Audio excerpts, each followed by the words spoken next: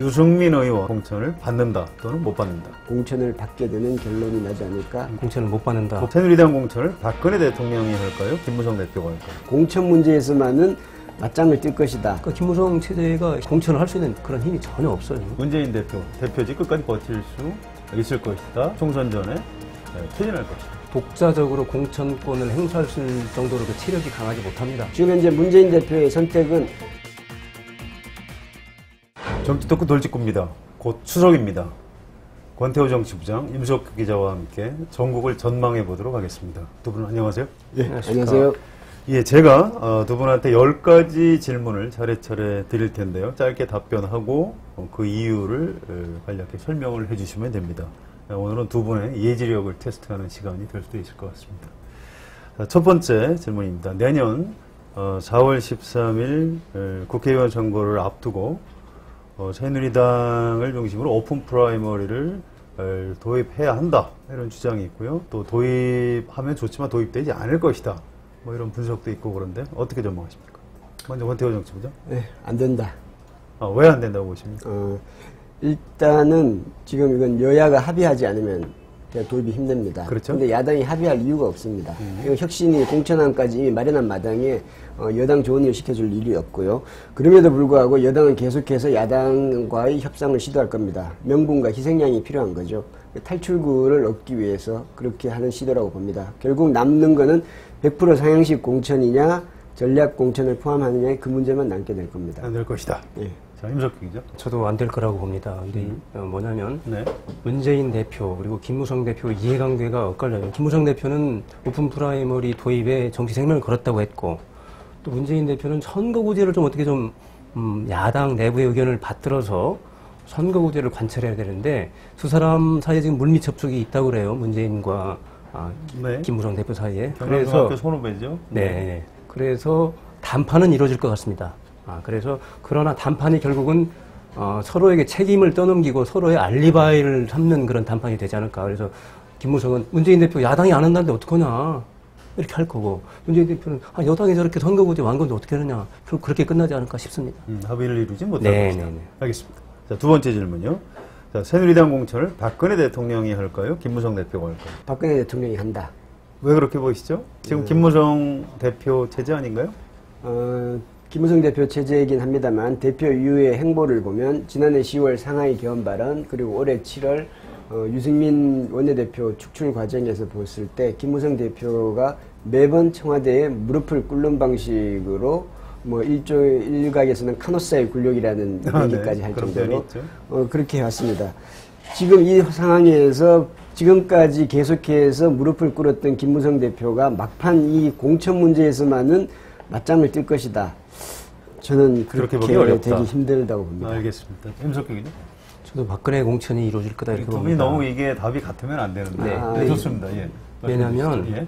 지금 김무성 대표가 사실 고립무원이에요. 지금 지도체제에서 서청원, 이인재, 김태호, 그다음에 김을동, 이정현 다 친박들이네요. 사실상 뭐 김무성 대표 편을 들어줄 사람들이 없어요. 그래서 여차하면 지도체제 무너뜨릴 수 있거든요. 박 대통령 말 안 들으면은 다 서청원 몇 사람 사퇴를 해봐요. 지도부에서. 그러면 김무성 체제 무너집니다. 그러니까 김무성 체제가 힘을 유지할 그 공천을 할 수 있는 그런 힘이 전혀 없어요. 결국은 공천권은 대통령이 그럴 것 같습니다. 자, 좋습니다. 세 번째 질문요. 자, 이건 간단한 건데요. 유승민 의원 원내대표를 하다가 이제 쫓겨났죠. 내년에 새누리당 공천을 받는다 또는 못 받는다. 10가지 질문 중에 이 질문이 제일 힘들었습니다. 그런가요? 예, 네. 변수가 많은데요. 공천을 누가 하느냐인데 박근혜 대통령이 공천을 하게 될 경우에는 못 받는다. 그러나 상향식 공천을 해도 쉽지는 않다고 봅니다. 어쨌든 답변을 해야 되니까 답변을 하게 되면 변수로 따진다면 상향식 공천을 택할 가능성이 높고, 그러니까 다른 지역은 모르겠지만 동구 을에 대해서는 그리고 상향식 공천을 택할 가능성이 높고, 그리고 그 결과에서 유승민 원내대표가 아주 신승을 거둬서 결과적으로 공천을 받게 되는 결론이 나지 않을까, 그렇게 짐작해 봅니다. 좋습니다. 자, 공천을 받을 것이다. 자, 동의하십니까? 저는 공천을 못 받는다. 못 받는다. 좋습니다. 쪽에 걸겠습니다. 자, 여기서 의견이 갈라지는데요. 왜 못 받는다고 보시죠? 자, 박근혜 대통령이 공천권을 사실상 행사했던 19대 총선에서 이재호 의원이 공천권을 받았어요. 공천을 받았어요. 서울에서. 네. 근데 이제 사실상 정치적으로 정적에 가까운 사람이었는데 이재호 의원에게는 공천을 줬거든요. 그렇죠. 그럼 그러니까 유승민 의원에게도 반대자의 수장 비슷하게 돼 있는데 줄 거다 이렇게 할 수 있지만 그러나 박 대통령은 배신자를 싫어합니다. 아, 유승민 예, 의원이 유승민 의원은 했죠? 배신자라는 낙인을 사실상 찍었잖아요. 국무회의 속상이던가요. 그런데 이재호 의원은 박 대통령에 대한 배신자는 아닌 거예요. 아, 배신자는 아니죠. 이재호 원래 사이가 의원은 안 이명박 좋았죠. 대통령의 충성을 어떤 의리 있는 사람이지 박 대통령 눈에는 자기를 배신한 사람은 배신자는 아니거든요. 원래 의견이 달랐던 사람이지. 그러니까 이재호는 줄 수가 있었어요. 저 사람은. 그렇군요. 네. 근데 유승민 의원은 대통령이 보는 배신자인 거예요. 줄 수가 없는 거죠. 그래서 안 준다 이렇게 봅니다. 자, 박근혜 대통령의 마음속을 임석규 기자가 깊숙이 들여다본 것 같습니다. 자, 네 번째 질문이요. 자, 내년 선거 전망입니다. 새누리당 200석 넘을까요? 못 넘을까요? 못 넘죠. 이 질문은 어떻게 보면 좀 쉬웠습니다. 그런가요? 만약에 이 질문을 새누리당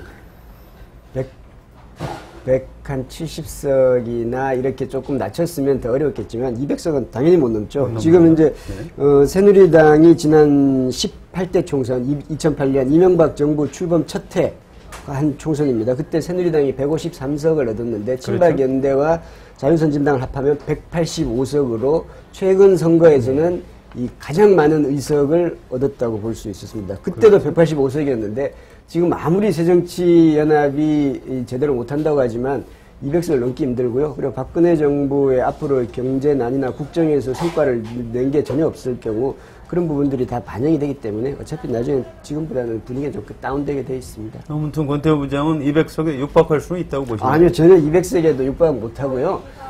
제가 굳이 예측을 한다면 지금 현재에서 159석입니다. 지난 총선에서 153석을 얻었었고요. 152석 아니었나요? 152석을 얻었었고요. 네. 그러면 대략 한 170석 170석 안팎이 최대치가 되지 않을까 봅니다. 알겠습니다. 하여튼 지금보다 상당히 많이 늘어날 것이다. 지금보다는 조금 늘어날 수 있다. 네, 그렇게 보시는 것이고요. 자, 임석규 기자. 200석이면은 개헌을 강행할 수 있는 개헌을 강행할 수 의석이죠. 있죠. 이런 상. 네. 새누리당이 그러니까 3분의 2 의석이 되지 않습니까? 300석에. 예. 우리 국민이 새누리당한테 개헌을 마음대로 할 수 있는 의석수를 절대로 주지 않을 겁니다. 뭐 몰아주지는 않을 네. 것이다. 왜냐하면 그 있잖아요. 개헌 강행 이게 아마 야당의 구호가 될 수가 있어요. 새누리당의 개헌 강행 의석을 몰아주시렵니까? 네. 이렇게 나올 수도 있는 거죠. 국민이 그건 용납하지 않을 겁니다. 그거하고 선진화법을 무력화시키는 게 180석이죠. 네. 180석도 당연히 안 됩니다. 당연히 안 되고 170석 아래인데 그 아래가 어느 정도 될지. 알겠습니다. 이 부분은 두 분이 전망이 좀 일치하는 것 같네요. 자, 다섯 번째 질문입니다. 자, 여권의 권력 투쟁이 한창인데요. 최후의 승자, 최후라는 말에 좀 유념해서 답변을 해주시면 좋겠는데요. 자, 최후의 승자는 김무성 대표가 될 것이다. 아니다. 박근혜 대통령이 될 것이다. 예, 저는 박근혜 대통령으로 봅니다. 김무성 대표를 너무 좀 우습게 보시는 거 아닌가요? 김무성 대표는 좀 죄송하지만 산무대표라는 말이 있죠. 뭐가 세 가지가 없나요? 배짱이 없고 콘텐츠가 없고 지지 기반이 없다고 합니다. 네. 콘텐츠야 뭐 서서히 쌓을 수도 있고 뭐 콘텐츠가 있는 것처럼 포장할 수도 있겠죠. 네. 지지 기반도 뭐 지금이 YSDJ 시대는 아니니까 뭐 어떤 형태로든 뭐 여당 표를 다 하면 그것도 지지 기반을 할 수 있겠지만 최소한 본인의 정치인이 되려면 그리고 큰 정치인이 되려면 최소한의 거츠가 영어로 배짱, 거츠, 뭐 이런 배짱, 우리말로 거죠. 배짱이죠. 네. 이런 것을 김무성 대표가 찾아보기 힘듭니다. 김무성 대표는 YS한테 정치를 배웠다고 하지만 YS한테 다른 것 별로 그렇게 장점이 아닌 부분은 많이 답습했는데 가장 중요한 그 핵심을 배우지 못한 게 아닌가라는 그런 생각이 듭니다. 결국 그것 때문에 지금까지 대통령은 다 독한 사람들이 됐습니다. 독한 사람들인데 김무성 대표는 너무 독하지 않고요. 대통령 후보가 목표인 사람은 후보도 못 됩니다. 알겠습니다. 자, 박근혜 대통령이 최후의 승자가 될 것이다. 임석규 기자는 좀 다를 것 같기도 하네요. 아니, 어떻게 보십니까? 똑같습니다. 그래요? 김무성 대표가 허세이고 허당임이 이미 입증됐죠. 그래도 미래의 권력 아닌가요? 미래를 권력하려면은 네. 적어도 유승민 원내대표 사태 파동의 때 그렇게 허무하게 대통령의 굴종을 하면은 대통령을 노리는 사람이 할 수 있는 그런 판단은 아니었던 것 같아요. 대통령이 되고자 한다면은 이미 그때 이제 무장 해제를 당한 거죠. 아, 이 사람이 허세임이 입증이 됐다. 청와대도 우습게 보는 거죠. 좋습니다. 자, 지금 야당이 한참 시끌시끌한데요. 자, 쉽게 질문을 드릴게요. 새정치민주연합 깨진다 또는 안 깨진다? 어느 쪽입니까? 저는 총선까지는 안 깨진다고 보겠습니다. 아, 네. 지금 깨진다고 보는 사람이 많은 거 아닌가요? 아닙니다. 그러니까 일부 이탈은 있을 수 있는데 깨진다고 할 정도면은 상당히 이제 많이 이탈을 해야 되는데 일부 뭐 공천 못 받는 사람들 못 받겠다고 생각하는 사람들 나갈 수 있죠. 박주선 몇 명은 의원 나갈 나가지 수 않았습니까? 있지만 그러나 당이 깨진다, 집단 탈당은 분당이다 이런 국면까지는 안 갈 것 같습니다. 왜냐하면 네. 기호 2번은 굉장히 큰 기득권입니다. 야당에게. 네, 그렇군요. 그래서 어찌해서 지금 싸우지만 결국은 봉합을 해서 기호 2번을 달고 총선을 칠 겁니다. 네. 그러나 총선에서 결과가 아주 최악이다 그러면은 그때 가서는 분당이 나올 수도 있겠죠. 총선까지는 어찌어찌해서 임박해서는 깨지지 봉합을 해서 않는다. 갈 거다. 이렇게 네, 봅니다. 그때까지는 깨지지 않는다. 자, 권태호죠? 네, 생각이 거의 비슷하니까 짧게 말씀드리겠습니다. 좋습니다. 안 깨진다. 무소속 출마자가 공천 못 받은 사람 일부 나오겠지만 거의 무의미한 수준이라고 봅니다. 알겠습니다. 자, 7번째 질문입니다. 자, 지금 신당을 만들고 있는데요. 천정배 신당 네. 성공한다. 성공하지 못한다. 어느 쪽입니까? 호남에서는 세를 형성할 수 있으나 호남 이외의 지역에서는 실패한다. 몇 석 정도 예상하시죠? 대여섯 석 될까요? 대여섯 석. 네, 많아요? 대여섯 석. 예. 대여섯 석이면 성공이라고 봐야 되나요? 성공하지 못한 걸로 봐야 되나요? 성공 못하는 거죠. 성공할 수는 네, 없다. 적어도 교섭단체 정도에 육박하는 15석 이상은 돼야 그래도 성공이라고 할 텐데 수도권에서 호응하지 않으면 어려워요. 근데 수도권에서 호응받기 어렵습니다. 알겠습니다. 자, 권태호 보죠? 네, 저는 실패하고요. 대여섯 석도 힘들다고 보고요. 호남 이외에서는 한 석도 없고 호남에서도 5석 쉽지 않다고 봅니다. 짧게 말씀드리면 당이라는 거는 조직과 자금이 있어야죠. 조직과 자금이 없으려면 그걸 커버하려면 최소한의 3가지가 있어야 됩니다. 명분이 있어야 되고 인물이 있어야 되고 지지가 있어야 됩니다. 네. 지금 선정배 신당은 이 3가지 중에 아무것도 없습니다. 8.15 지금까지 역대에서 가장 성공한 신당은 85년도 2.12 시민당이었죠. 네. 그때 명분이 있었고요. 독재와 민한당, 관제야당, 그리고 인물이 있었죠. YSDJ가 있었죠. 지지기반, 부산, 호남, 아주 큰 성공을 했고요. 그리고 95년도에 국민회의. 네. 그때는 명분이 없었습니다. 그러나 네. DJ라는 인물이 있었고 호남이라는 지지기반이 있었죠. 지금 천정배 신당에 있는 게 뭐가 있습니까? 아무것도 없습니다. 네, 좀 부정적으로 보시는군요. 알겠습니다. 자, 다음 질문. 자, 문재인 대표직 끝까지 버틸 수 있을 것이다. 아니면 총선 전에 퇴진할 것이다. 어느 쪽입니까? 저는 명분은 퇴각을 할 것이다. 문 대표가 스스로. 왜 그렇게 보시죠? 그러니까 혼자 총선에서 독자적으로 공천권을 행사할 정도로 그 체력이 강하지 못합니다. 네. 지난번에 재신임 카드조차 관철하지 못할 정도로 그렇게 힘이 없어요. 어떻게 공천권이라는 막강한 권한을 지금 휘두를 수 있겠습니까? 저는 그래서 어정쩡한 형태로 명분 있게 조기 선대를 꾸린다든가 네. 또는 뭐 집단적으로 어떤 지도체를 꾸린다든가 이런 형태로 문재인 대표가 스스로 선택을 하지 않을까. 이렇게 질서 봅니다. 있는 퇴각을 할 것이다. 예, 예. 이렇게 보시는 거네요. 자, 권태호 보죠? 여기서 버틴다고 하는 거는 총선 전까지를 그렇죠. 말씀드리는 네. 거죠. 예, 저도 비슷한 시각입니다. 총선 이후에는 버티기 힘들 거고요. 아마 새정치연합은 지금보다 의석수가 물론 다양한 많은 변수가 있지만 줄어들 가능성이 있고요. 그렇게 되면 버티기가 힘들 겁니다. 총선 전에 총선 전에도 그래서 총선 전까지도 저는 물러나야 될 걸로 보고요. 지금 현재 문재인 대표의 선택은 부산에 출마라고 이제 혁신이가 제안을 했는데 부산 그렇죠. 출마 정도가 아니고요. 네. 사상에 출마하는 거는 전혀 변수가 되지 못하고요. 영도에 출마를 선언해야 된다고. 영도에 누가 봅니다. 있죠? 지금 김무성 대표가 있는 거죠. 맞짱을 떠라. 맞짱을 떠라. 근데 영도도 사실은 그 새정치연합 입장에서는 지역 기반으로서 는 나쁜 것이 아닙니다. 그 전에 김영호 국회의장이 있었는데 가장 적을 때는 900표, 많을 때도 2, 3천 표로 됐고 그 호남이 굉장히 많은 곳입니다. 네, 야당이 괜찮은데요. 괜찮은 점입니다. 다만 이제 후보가 김무성이라는 게 센 후보가 있는데 제가 여기 학교에서 짱이 저쪽 상대방하고 짱하고 떠야지 나는 이진하고 붙으면서 네. 상대방 보고 넌 짱하고 떠라 이렇게는 말이 안 되는 거죠. 내가 김무성하고 붙을 때니 안철수도 부산에 와라 내 지역구 물려줄게. 네. 이렇게 해야지 안철수 의원에게 압박이 되는 거지. 알겠습니다. 자, 문재인 대표의 선택이 어떻게 이루어질지 좀 지켜보기로 하고요. 자, 안철수 의원이 지지율이 올라갈 것이다, 그렇지 않을 것이다. 어떻게 보십니까? 저는 올라갈 거라고 봅니다. 왜 그렇게 보시죠? 왜냐하면 지금 최근에는 좀 달라졌지만 지금이 안철수 의원의 거의 바닥에 가깝지 않았나. 대표직에서 물러나고 별 활동도 못하고 비노의 중심점은 김한길, 박지원한테 뺏기고 뭐 이런 상황이었는데 최근에 이제 혁신위를 공격하고 문재인 네. 대표를 공격을 하면서 뭔가 말을 하고 정치의 있죠. 네. 중심에 섰고 또 이분의 그 스타일이 좀 바뀌었더라고요. 예전에는 굉장히 모호하고 무슨 얘기를 하는지 감 잡을 수가 없었는데 네. 최근에 만나본 바에 따르면은 굉장히 직설화법을 구사하고 그렇군요. 생각에 대해서 분명하게 자기 생각을 밝히더라고요. 그래서 또 최근 여론조사 우리 돌직구에서도 했습니다만은 젊은 세대에게 자신을 가장 잘 대변할 만한 정치인 누구냐 1위가 안철수로 나왔지 않습니까? 나왔죠. 그리고 잠재력은 있는 사람이다. 그래서 지금보다는 알겠습니다. 올라갈 것 같습니다. 올라갈 것이다. 권태호 부장? 네, 저도 비슷합니다.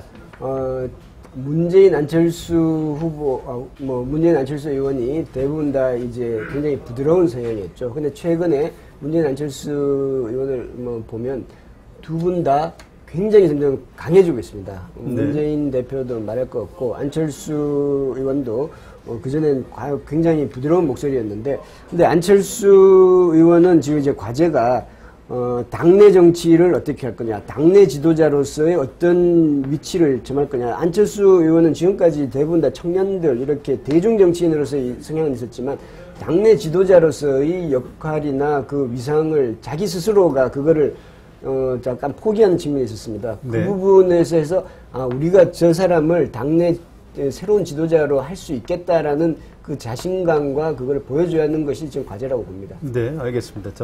과제도 좀 안고 있는 거고요. 아무튼 지금보다는 좀 올라갈 것이다. 이렇게 보시는 거네요. 자, 마지막 질문입니다. 새정치민주연합 내년 총선에서 100석 얻을 수 있을까요? 없을까요? 저는 100석은 넘긴다고 100석은 봅니다. 넘긴다. 왜 왜냐 그렇게 보시죠? 일단 총선까지 많이 남아 있고요. 네. 지금은 혼란이 총선 직전까지 가지는 않을 겁니다. 어떤 형태로든지 봉합이 될 테고 그렇게 되면 지금과는 상황이 많이 달라진다. 앞으로 7개월이나 남지 않았습니까? 그다음에 이제 이 제1야당 집권을 2번이나 했어요. 10년을 집권했던 세력이고 네. 또 17대 총선에서는 152석 과반 의석까지 달성을 해봤던 잠재력은 있는 세력입니다. 그래서 조력이 있다. 뭐 야당이 지금 죽는 소리를 하지만 그래도 100석은 넘기지 않을까 싶습니다. 자, 권태호 부장. 100석 질문 너무 쉽고요. 이제 얼마 전에, 며칠 전에, 정치부장들 몇 명과 문재인 대표가 저녁 자리가 있었습니다. 네. 저녁 자리가 있었는데, 거기서 우연히 이제 대선 이야기가 나와서 제가 이런 이야기를 했어요.